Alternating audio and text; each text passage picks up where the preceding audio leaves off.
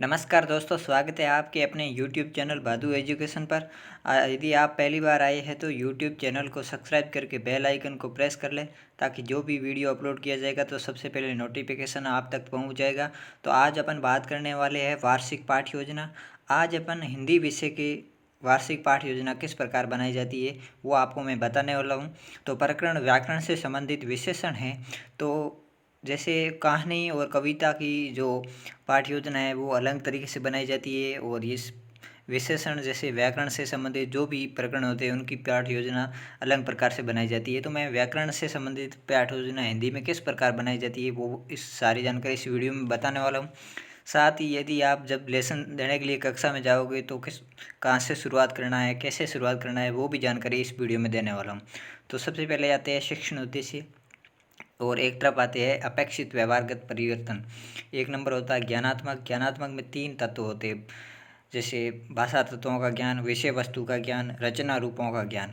उसके बाद आता है अर्थग्रहणात्मक। अर्थ 2 प्रकार से ग्रहण किया जा सकता है, सुनकर अर्थ ग्रहण करना और पढ़कर अर्थ ग्रहण।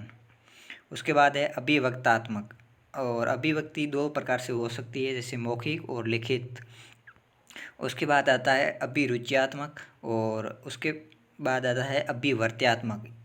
ये शिक्षण उद्देश्य होने के बाद में आपकी आती है शिक्षण सहायक सामग्री, जिसमें 2 प्रकार की शिक्षण सहायक सामग्री होती है। एक होती है सामान्य श्वेतवर्तिका, जाड़न, लपेट, पलक, संकेतक, पाठ्यपुस्तक इत्यादि, और दूसरी होती है विशिष्ट या उद्यतन सामग्री में आती है प्रकरण से संबंधित चार्ट या प्रतिमान, जिसे इंग्लिश में मॉडल भी कहते हैं।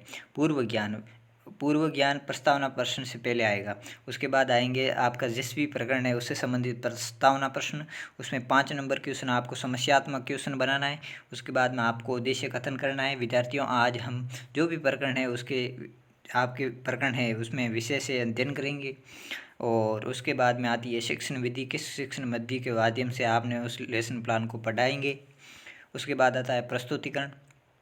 प्रस्तुतिकरण में आता है एक तरफ शिक्षण बिंदु, एक तरफ आती है छात्र अध्यापक क्रियाएँ, और एक छात्र क्रियाएँ और श्यामपट्ट। और इसमें सबसे पहले विकासात्मक क्वेश्चन करने हैं 3, और तीसरा उत्तर निरुत्तर होना चाहिए। और उसके बाद में पहला शिक्षण बिंदु, और बीच में सत्र अध्यापक कथन, और इधर विद्यार्थी ध्यानपूर्वक सुनेंगे, वो विषय वस्तु को ग्रहण करेंगे। उसके बाद ये एक्सप्लेन करने के बाद में आप इसका मूल्यांकन करोगे कि आपने जो पढ़ाया है उसमें से बच्चों ने कितना ग्रहण किया है और कितना बच्चों को समझ में आया है। उसके लिए आपको 2 बोध प्रश्न करने हैं। और उसके बाद में दूसरे शिक्षण बिंदु पर पहुंचने से पहले आपको 2-3 विकासात्मक क्वेश्चन और करने हैं। यहाँ पर आ जाएगा दूसरा शिक्षण बिंदु, इधर आ जाएगी छात्राध्यापक कथन। ये सब करने के बाद में आपको दोबारा दूसरे शिक्षण बिंदु में जो भी आपने पढ़ाया है उसमें से बच्चों ने कितना ग्रहण किया उसके लिए दोबारा मूल्यांकन के लिए बोध प्रश्न करने हैं। और उसके बाद में तीसरे शिक्षण बिंदु पर पहुंचने के लिए 2-3 विकासात्मक क्वेश्चन और करने हैं।